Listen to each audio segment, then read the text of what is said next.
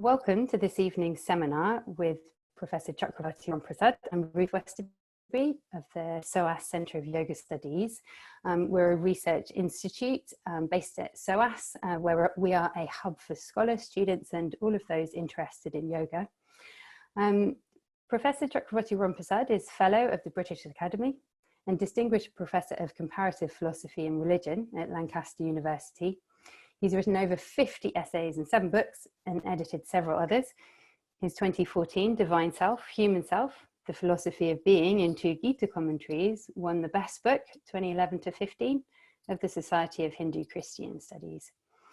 There's a seminar reading for this session, which is taken from his 2018 Human Being, Bodily Being, Phenomenology from Classical India, which is published with OUP. The professor is currently writing a book on emotions in Sanskrit theory and literature, which I'm particularly looking forward to. And he's also got various speaking engagements coming up, including speaking at How the Light Gets In, where he's talking on Beyond Right and Wrong. So that's something to look out for towards the end of September. So this seminar is looking at the debate between woman renouncer Sulabhā and King Janaka in the Śānti Parvan of the Mahabharata. And as I said, the reading is the gendered body in human being, bodily being. So if you're catching up with this later on YouTube, that's the one to go to. So we have another 3 seminars in this series. Next week, we're very excited to welcome Dr. Carl Stefan Boutiet from the University of Ghent. He's talking about internalized asceticism, taxonomy, tattva abhyasa, and jnana yoga. After that, we have Karen O'Brien-Kopp talking about entangled ontologies in the Patanjali Yoga Shastra, Sankhya, Sarvastivada and Sautrantika. And our final session in this series is with Dr. Michael Burley from the University of Leeds on studying yoga philosophically, ontology, epistemology and ethics. So I'd like to hand over to our speaker for this evening, Chakravarti Ramprasad. Thanks ever so much.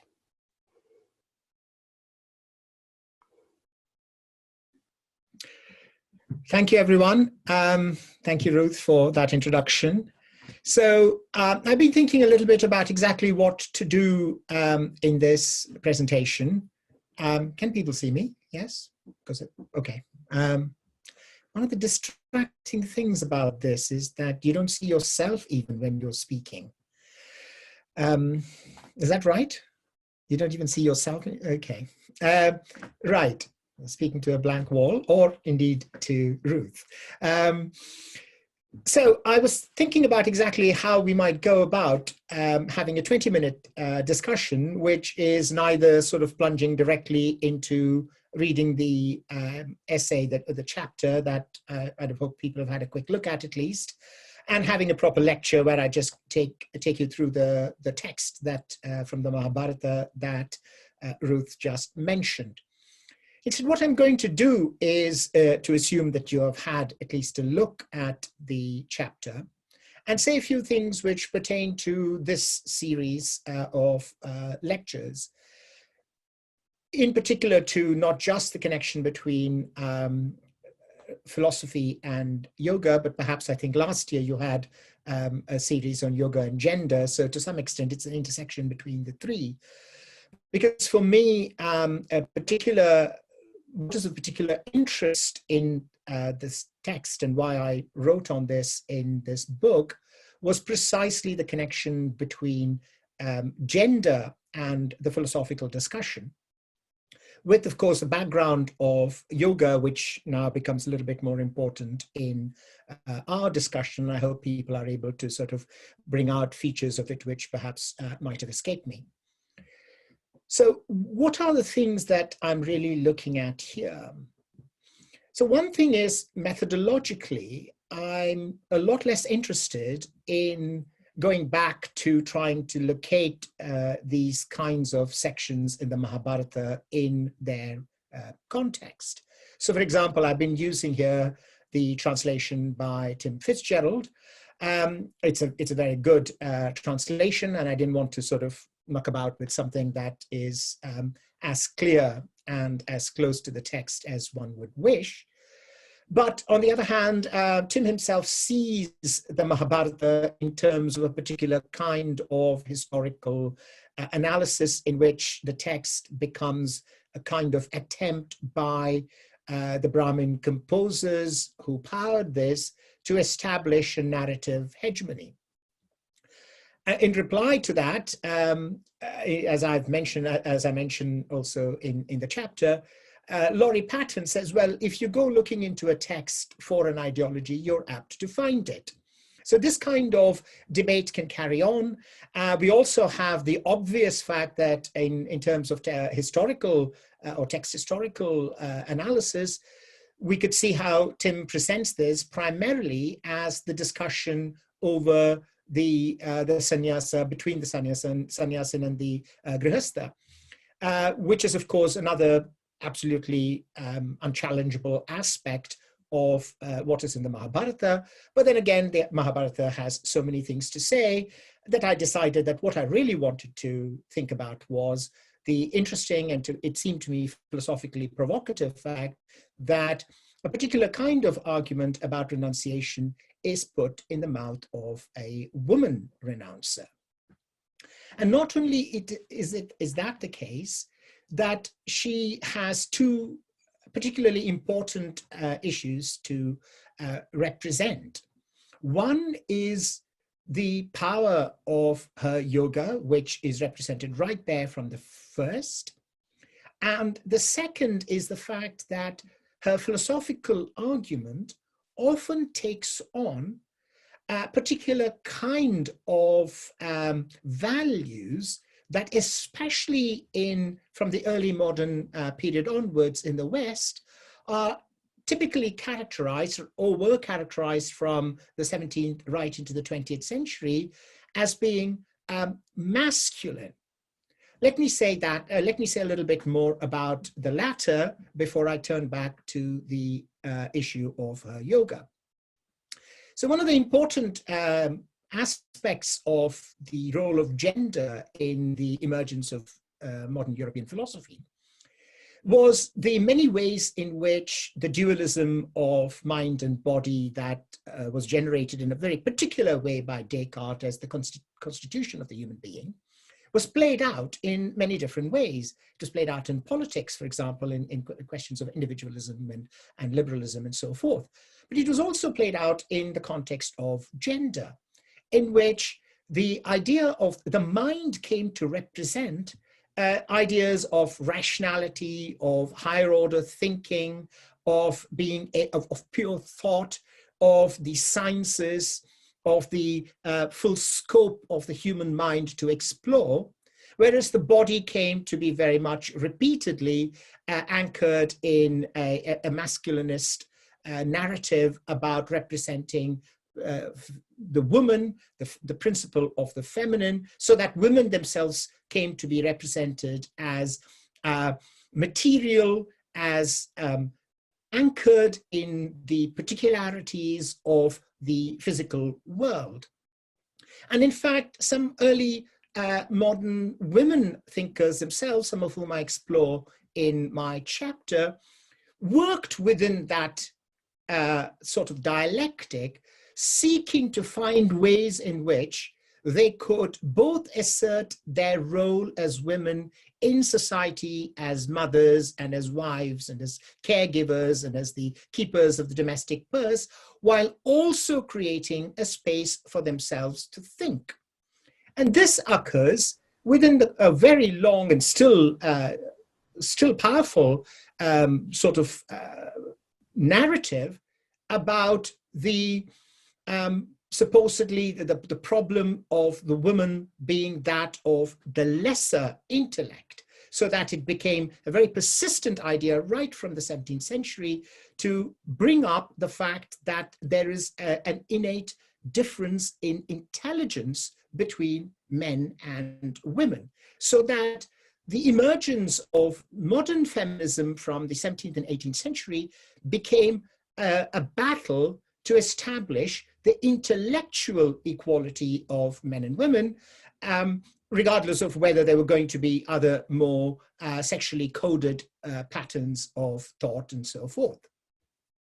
Now, what is interesting and what struck me about this passage, this section in the Mahabharata, is that it represents something very odd that hasn't been commented on enough in the familiar Western narratives about hierarchies in Hindu thought and Indian thought more widely. Now, there is no questioning, of course, that hierarchy and hierarchical thinking is absolutely encoded in pre-modern Indian thought as much as it is in Chinese or Islamic or Christian or pre-Christian Greek or whatever you find. So there is no doubt about that, and the form that it takes, especially through the notion of Varna, is particular to that Indian civilizational ethos, but it is the version that's played out in terms of hierarchy. Other cultures will generate hierarchies in other ways. And so too, of course, the extension of the notion of jati to gender, of course, has women also hierarchized in that way. But what is interesting, going right back to perhaps to the Vedas, but of course, definitely starting to take shape in the Dharma Shastras and culminating, of course, in Manu and his commentators, is the fact that there is no further reasoning, no further justification for why, say, women cannot study the Vedas. Although, of course, the earliest materials are not at all clear on that. And there are certainly, of course, women in the Upanishads and so forth. But the later idea that women cannot perform ritual sacrifice, again, a much contested matter in more ancient sources, or why women cannot do this or that, why they cannot study this or enter into particular sacred spaces and so forth, does not go back to anything about intellectual inequalities, but rather simply as the starting point of the nature of purity and pollution. That is to say, it simply is the case that there is this hierarchy, but why it is a kind of justificatory move that goes all the way back in Greek thought to Aristotle and his denigration of women's intellectual capacities, that kind of move, for good or bad, I'm not saying anything, is a feature of Indian hierarchism. What that means is that even in a passage like this, where you have this King Janaka speak odiously about Sulabhā, does not include challenging her intellectual capacity. He asks why she's on her own. He suggests that she must be a woman of loose morals for not staying in either her father's house or in her husband's house. He suggests that she might be there to seduce him, but he does not say you don't have the intellectual quality to be a sannyasini, or indeed that you don't have the intellectual capacity to ask me these questions in debate. So I began to wonder whether using this what might seem as a lacuna in Indian hierarchism, we might be able to explore a completely different trajectory for how we might look at the debates about philosophy and gender, which are so often stuck in the Westernist models on the question of the claims to intellectual superiority of men.